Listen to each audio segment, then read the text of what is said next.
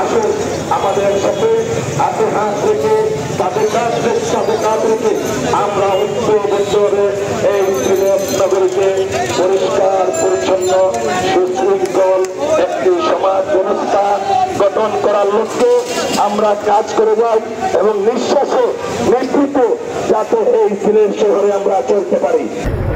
এই যে যারা হামলা করছে, গাড়ি ভাঙছে, বর্তমানে এগুলারে আইনের আওতায় আনতে হবে এবং এদের বিচার করতে হবে।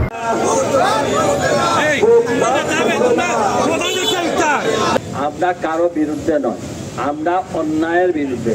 আমরা চাই সিলেট একটি সুন্দর নগরী, এখানে সুন্দর পরিবেশ বজায় থাকুক। আমরা দেখেছি সিলেটের পুলিশ কমিশনার এবং সিলেটের জেলা প্রশাসক যে আমাদের দীর্ঘদিনের যে দাবি, সেই দাবি নিয়ে তারা তাদের ডে ওয়ান থেকে তারা কার্যক্রম শুরু করেছেন। তাদের এই ভালো কাজে আমরা সাধারণ জনগণ তাদেরকে সমর্থন দিয়েছি।